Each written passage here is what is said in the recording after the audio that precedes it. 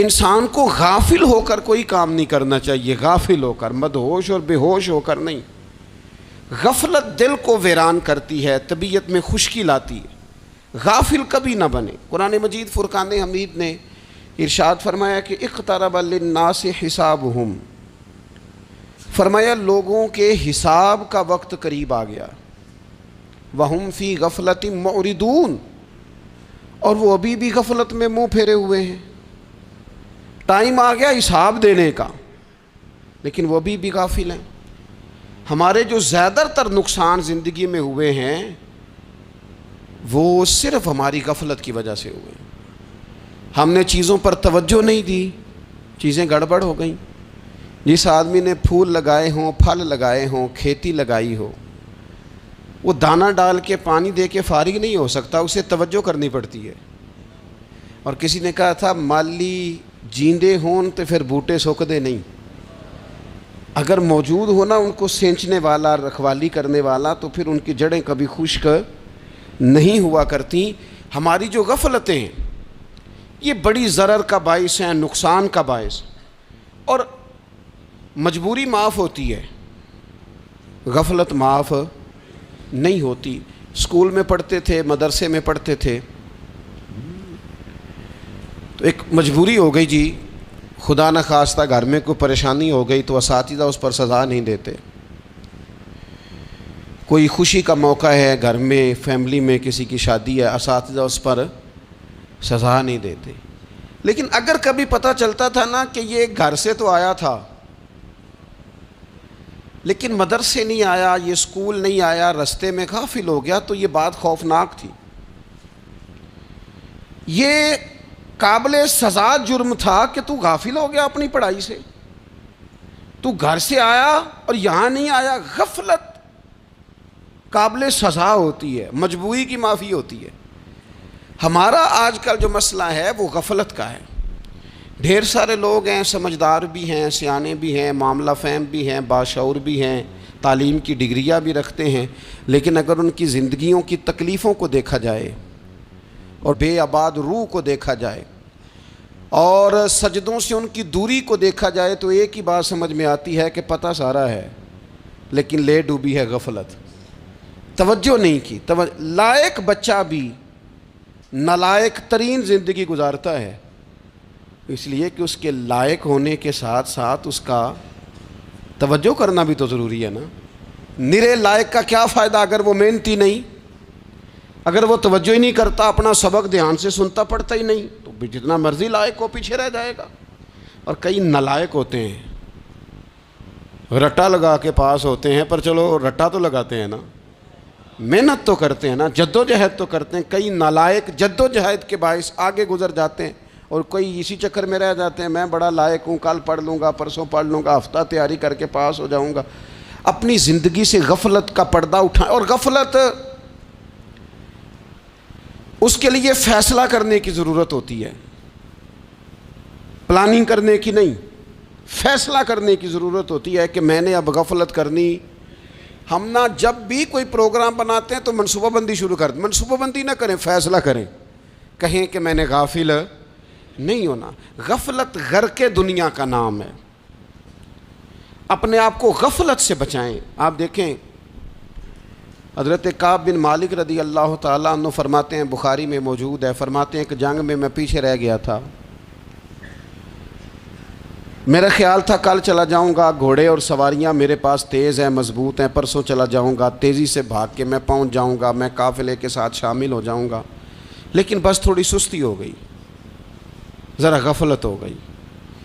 آپ فرماتے ہیں جب سب لوگ چلے گئے حضور علیہ السلام کے ساتھ جہاد میں اور میں پیچھے رہ گیا، تو پھر جب چند دن گزر گئے اور محبوب کے واپس آنے کا ٹائم ہو گیا تو اب میں غور کرتا سمجھتا تو مجھے مدینے میں یہاں بزدل لوگ نظر آتے، اور کون نظر آتے؟ جو منافق تھے، وہ منافق بزدل دکھائی دیتے، یا مجھے عورتیں اور بچے دکھائی دیتے۔ میں پریشان ہوا، حضور واپس آ گئے۔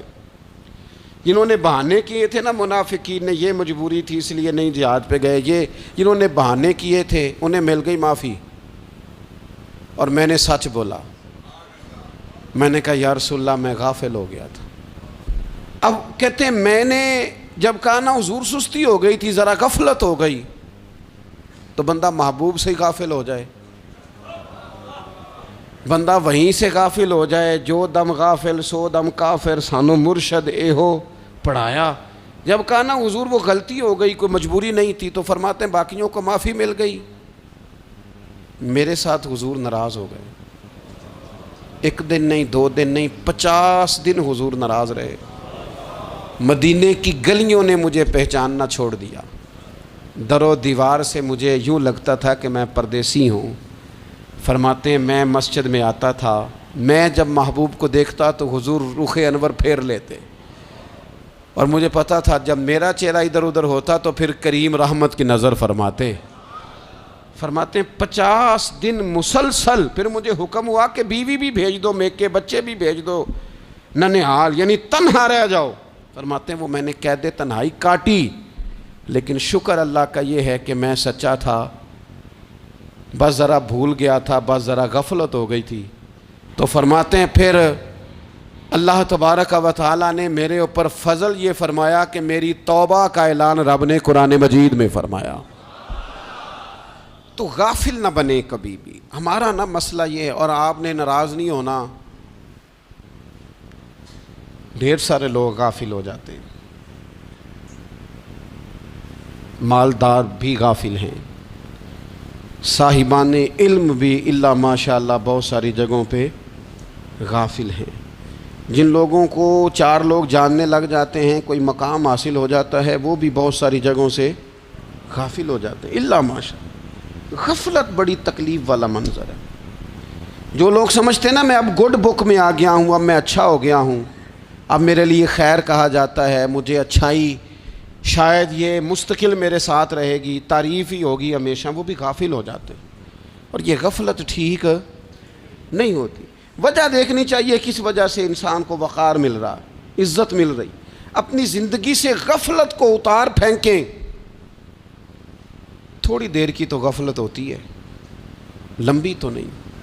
2 منٹ کے لیے صرف اس نے ڈرائیونگ کرتے ہوئے چہرہ موبائل کی طرف کیا تھا، 2 ہی تو منٹ لگے تھے۔ لمحوں نے خطا کی تھی، صدیوں نے سزا پائی۔ لمحوں نے خطا کی تھی، صدیوں نے سزا پائی۔ ایک لمحے کے لیے غافل ہوئے تھے اور صدیاں، نسلیں روتی رہ گئیں پیچھے، بچے تڑپتے رہ گئے، اہل خانہ پریشان رہ گئے، ماں باپ ساری زندگی روتے رہے، لیکن یہ 2 منٹ کے لیے۔ یہ غفلت جو ہے یہ بڑی تکلیف والا معاملہ۔ اپنی زندگی سے غفلت کو اتارنا ہے، غافل نہیں بننا، ہر وقت توجہ اور ساری باتوں پہ توجہ۔ بعض اوقات لوگ ایک طرف توجہ کر کے ایک طرف سے غافل ہو جاتے ہیں، نہ، توجہ ہمہ پہلو رکھنی ہے۔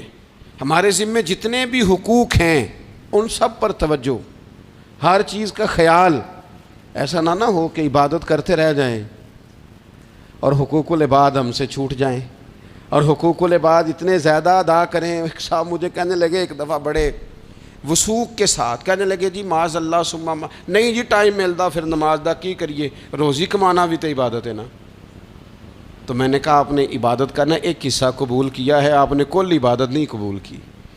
عبادت کل ہے، ہمہ پہلو، ایک حصہ آپ قبول کر کے نکل گئے اور باقی آپ نے چھوڑ دی۔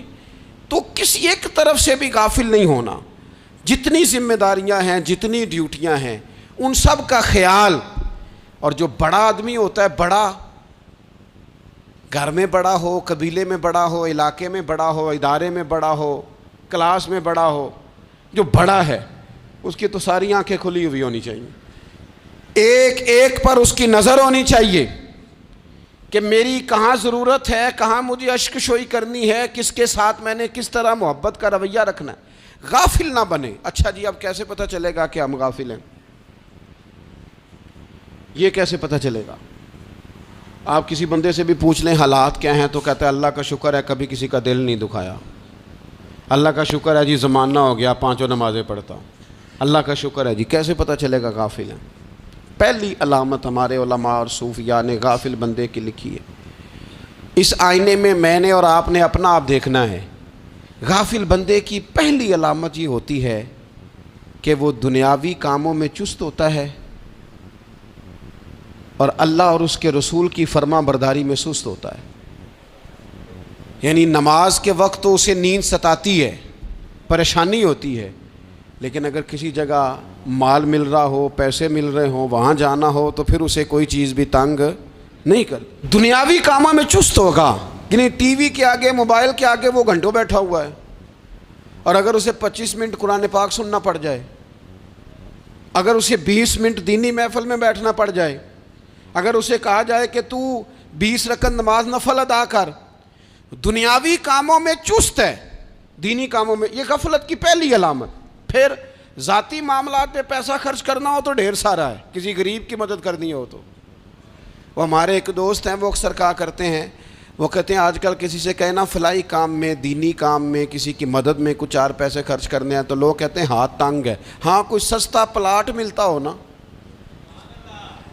اور اگر یہ سمجھ آ جائے کہ وہ مجبور ہے بیچارہ بیچنے والا, تو پھر کہتے ہیں میں 2-3 دوستوں کو پھاڑ لے سن. ذاتی کاموں میں جب بندہ چست ہو اور دینی کاموں میں سست ہو تو مطلب یہ ہے کہ بندہ غافل ہے. پہلی علامت غفلت کی. اور غفلت کی دوسری نشانی یہ ہے کہ انسان گناہ کے کاموں کو معمولی سمجھنے لگ جاتا ہے. یہ غافل بندے کی نشانی ہے. گناہ کو معمولی سمجھتا ہے, چھوٹا سمجھتا ہے. آج کل لوگ کہتے نہیں میں کو اکیلا کر رہا ہوں, ساری دنیا ہی کرتی ہے. اور جناب کیا ہو گیا, اگر یہ غلطی ہو گئی تو بندے سے ہو ہی جاتا ہے.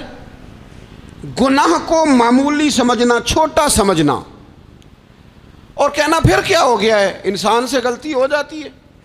آپ دیکھ لیں کہ سینکڑوں بیسیوں گناہوں کا بوجھ ہمارے سروں پہ ہوتا ہے, لیکن کوئی ہمارا دبدبہ ہے, کوئی ہماری گفتگو ہے, کوئی ہمارے جملوں میں خود پسندی ہے, کوئی ریاکاری ہے, کوئی تصنع ہے. یہ غافل بندے کی علامت ہے. نبی اکرم صلی اللہ تعالی علیہ وآلہ وسلم نے فرمایا مومن اپنے گناہوں کو پہاڑ کی طرح سمجھتا ہے. یہ بخاری میں حدیث ہے.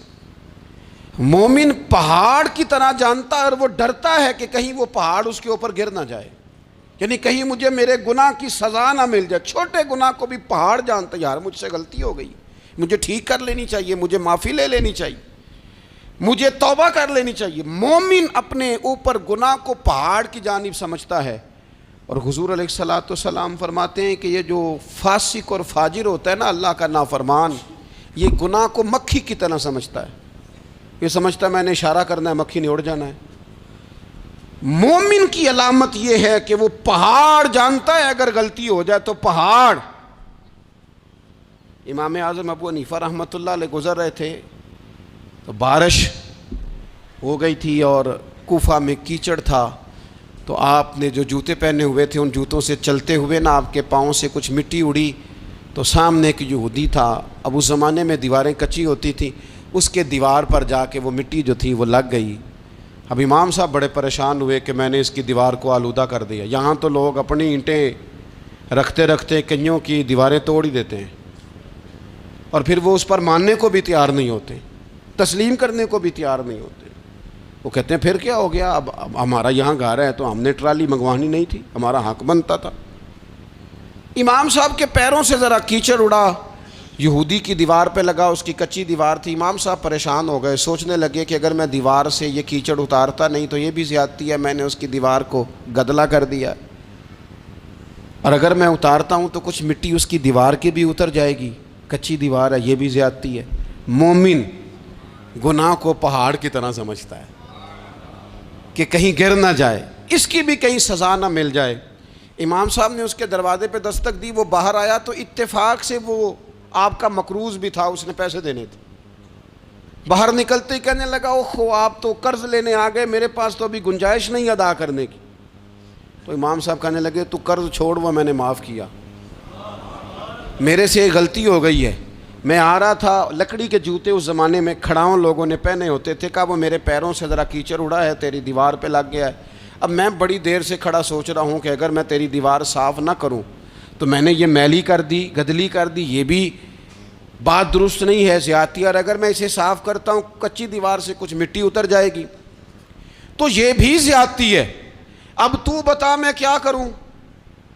تو بے موسمہ پھل تھا نا یہ, تو بے موسمہ پھل دیکھ کے بندہ حیران ہو جاتا ہے.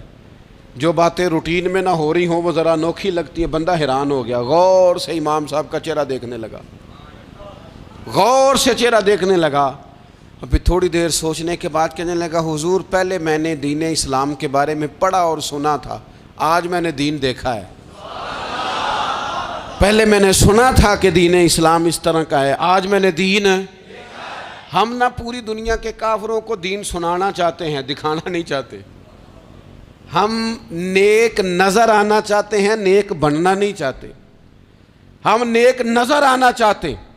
نتیجہ کیا نکلتا ہے کہ کچھ عرصے کے بعد پتہ چل جاتا ہے بندہ کس لیول کا نیک ہے, کیا معیار ہے اس کی نیکیوں کا. کہنے لگا حضور پہلے میں نے دین سنا تھا, آج دیکھا ہے.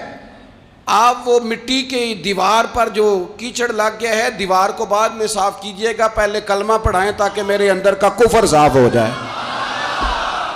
مجھے مسلمان کر دیں. تو غافل آدمی جو ہوتا ہے نا وہ. پھر تیسری بات, جب بندہ بہت زیادہ غافل ہو جاتا ہے پھر اعلانیہ گناہ کرنے لگتا ہے.